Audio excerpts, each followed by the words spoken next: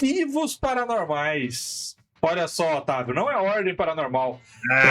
O Marcelo Paranormais. O Marcelo é tão hater de Ordem Paranormal que ele acha um sistema parecido para não falar do Ordem Paranormal. O Arquivos Paranormais, a gente citou mais cedo a Lampião Games. Eles têm muita coisa, Lampião Game Studio, que tem muita coisa legal.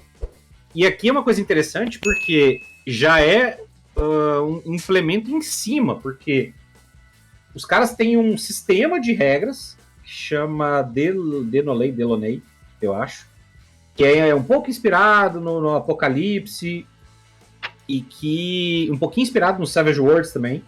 E aí eles criaram esse cenário, é um livro completo de aventuras para você jogar, chamado Arquivos Paranormais, que foi publicado em 2018. Então a pessoa que, nossa, Ordem Paranormal, não sei o que, inovou. Não inovou nesse sentido.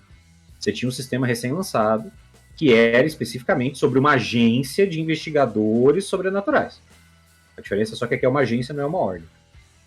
E é um sistema muito bacana. Eu fui pesquisar, eu fui pegar, ler, entender o sistema para poder falar. Nunca joguei, mas o que eu li dele tem muita coisa legal. E ele me lembrou muito o que eu li do Ordem Paranormal, no sentido de ser um sistema absolutamente focado em investigação. Mas ele é ainda mais focado em investigação do que o Ordem Paranormal, porque o Ordem Paranormal ainda trabalha com a premissa de combate, ainda tem uma mecânica considerável relacionada a isso. E o Arquivos Paranormais não. O Arquivos Paranormais é full investigação. Você tá ali, o combate é resolvido como se você tem a perícia combater e com bem você tem ela. E se você sair bem no dado, você conseguiu, senão não. E é isso. Então, basicamente a ideia deles são personagens, os personagens são investigadores, e assim, tanto é que eles chamam o arco é uma temporada, e aí as aventuras anteriores são os arquivos da agência, e aí você tem um conjunto, e o narrador é chamado de o diretor, porque ele é ao mesmo tempo o diretor da agência, que os investigadores trabalham, mas ele também é o cara que dirige, vamos dizer assim, como se fossem as cenas de um filme ou de uma série, etc. E aí as pessoas vão estar coletando pistas, elas têm 3 tipos de ações diferentes, os investigadores, e vão tentar solucionar o caso.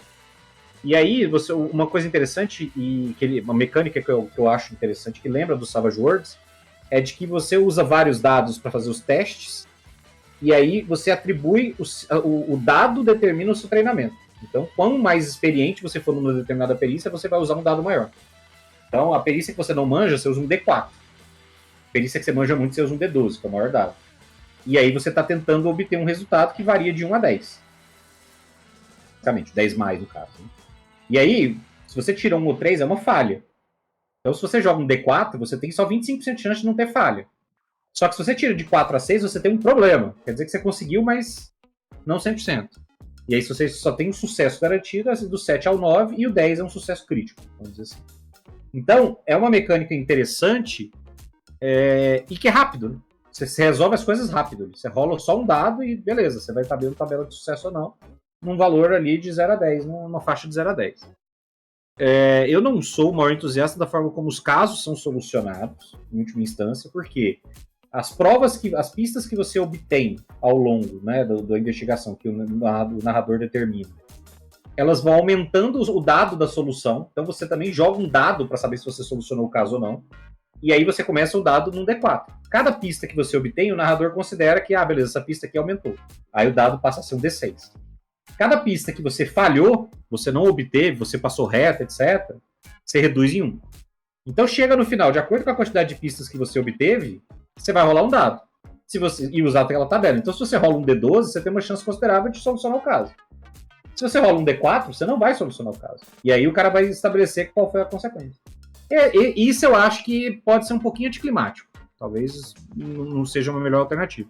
Agora, se você gosta de aventura investigativa e não quero jogar Ordem Paranormal, não quero jogar o Mistério, mas você não quer jogar Call of Cthulhu, não quer jogar Rastro de Cthulhu, que são aventuras muito complexas, quer jogar uma coisa mais na linha MIB, quer jogar mais uma coisa nessa linha Arquivo X, essa pode ser uma boa possibilidade.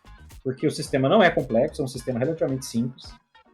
E a sensação que eu tenho é de que ele exige um pouco mais de preparação, porque o narrador tem que pensar o que vão ser as pistas, o que vai ser obtido, como é que chega naquilo. Mas ele me parece uma excelente alternativa para quem gosta de aventuras investigativas. Para quem gosta de aventuras de investigação sobrenatural, alienígena, fantasma, essas coisas. Eu acho que ele tem muito, muito potencial. E é um sistema brasileiro, então ele trabalha com cenários brasileiros, os suplementos e as aventuras prontas são todas brasileiras. Está aí disponível para. Eu acho que não tem mais na Amazon. Eu fui olhar e já não tinha o livro disponível mais na Amazon, mas talvez tenha no da editora. O Ordem Paranormal bebeu muito dessa fonte aí, viu? Ele dá pra fazer as aventuras também, tipo que o Vermelho tá adaptando no próprio Ordem Paranormal, né? Usando casos misteriosos reais brasileiros, né? E tem, viu? É o que não falta. E tem. O Brasil. Basta maratonar linha direta mistério, você vai Sim. ter um prato cheio ali. O Brasil tem um monte perdi de casos esquisitos. Eu perdi muita noite de sono, cara, com linha direta no mistério.